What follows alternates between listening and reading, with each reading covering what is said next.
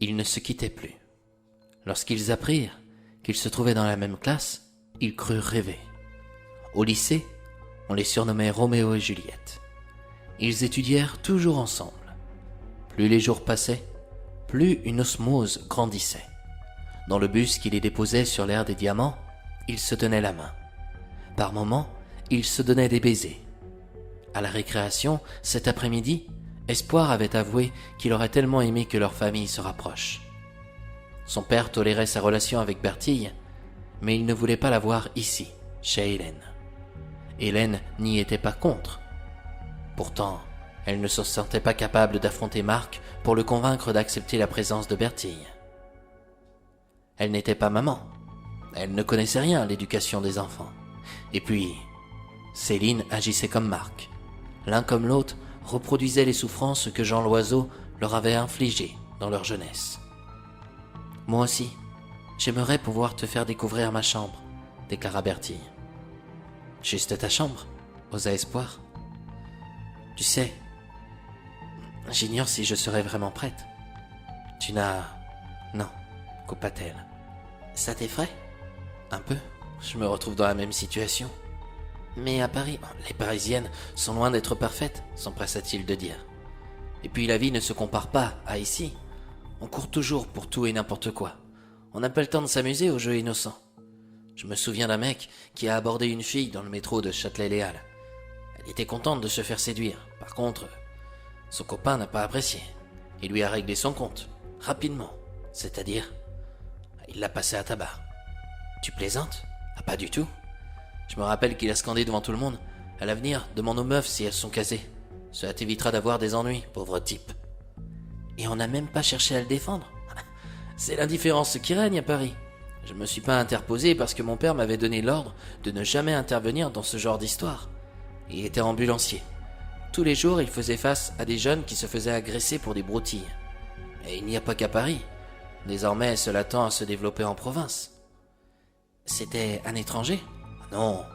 Tu sais, on ne trouve pas que des ressortissants pour instaurer de la violence dans nos rues. Les médias montrent que ce qu'ils veulent. C'est une affaire de politique, tout ça. Peu importe les religions, les nations, on verra des cons et des bons partout. Moi, je suis l'actualité. Mon père ne la suit pas. Pour lui, la réalité se déniche sur le terrain, non sur les écrans de télévision. Son père, il l'admirait.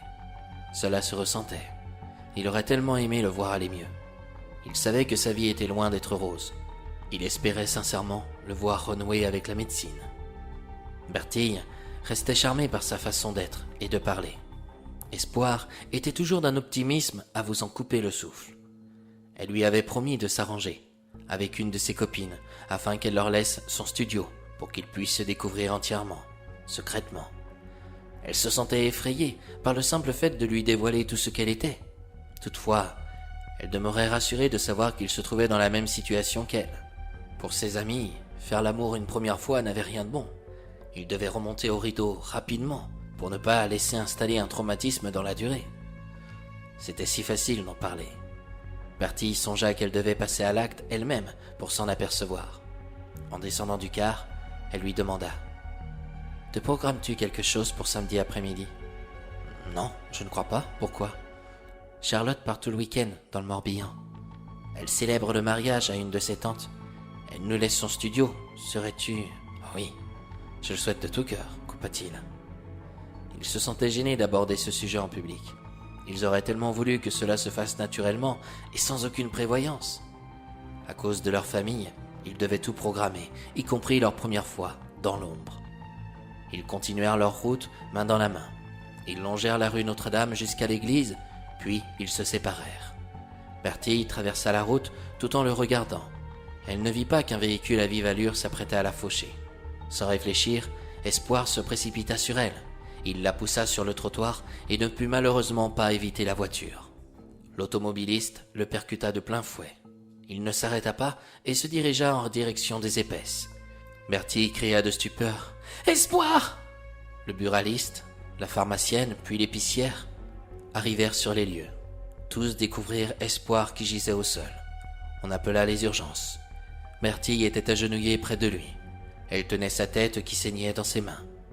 Il était complètement inconscient. En larmes, elle lui adressa: « Ne me laisse pas, mon amour. Je ne suis rien sans toi. » L'histoire se répétait. Marc qui sauve Céline, Espoir qui renoue avec Bertille, et ce chauffard, cette voiture, que personne n'eut le temps de voir une nouvelle fois.